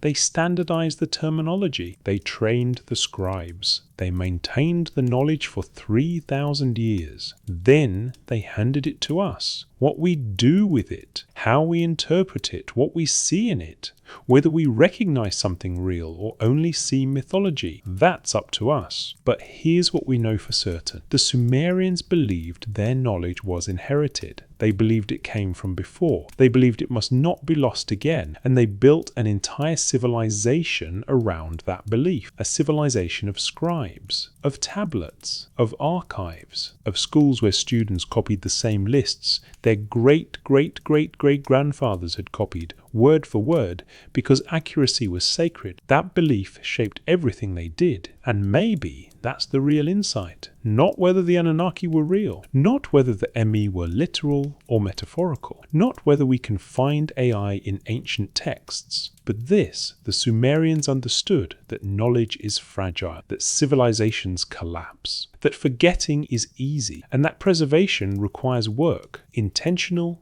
tedious, multi-generational work. They did that work, and 4,000 years later we can still read their instructions. How many of our systems will last 4,000 years? How much of what we know will survive the next catastrophe? Would future archaeologists, sifting through our ruins, find anything as durable as Sumerian clay? Or would they find server farms rusted into silence, hard drives corrupted, data centers flooded, and no one left who remembers the encryption keys? The Sumerians built their knowledge system in the most durable medium they had. They built redundancy, multiple copies in multiple cities. They built accessibility, standardized language, and script. They built transmission, scribal schools that trained thousands of students across centuries. They built for survival, and it worked. Maybe that's the blueprint, not a blueprint for AI, not a blueprint for technology,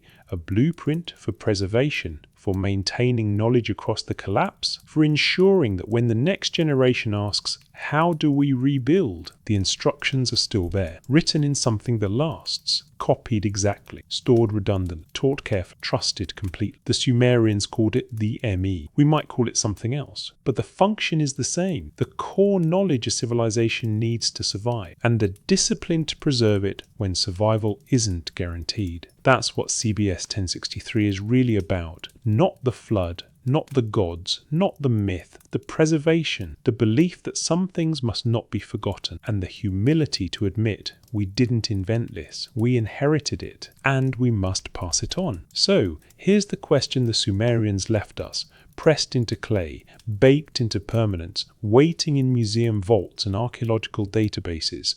What are we preserving? Not what do we know, not what have we discovered. What are we preserving intentionally, carefully, redundantly, so that if everything collapses tomorrow, something survives? The Sumerians had an answer, the ME, the lexical lists, the procedure manuals, the law codes, the star charts, the medical handbooks, the building specs, all of it copied, archived, distributed, taught. What's ours? If the power goes out permanently, if the satellites fall, if the internet dies and no one remembers how to restart it, if we lose a century to catastrophe, what will the survivors find? Will they find instructions? Or will they find only ruins? The Sumerians bet on clay. Simple, durable, readable for anyone willing to learn the script. They didn't trust memory. They didn't trust oral tradition. They trusted baked earth and wedge-shaped marks and endless, tedious, accurate copying. And they were right, because we're still reading it.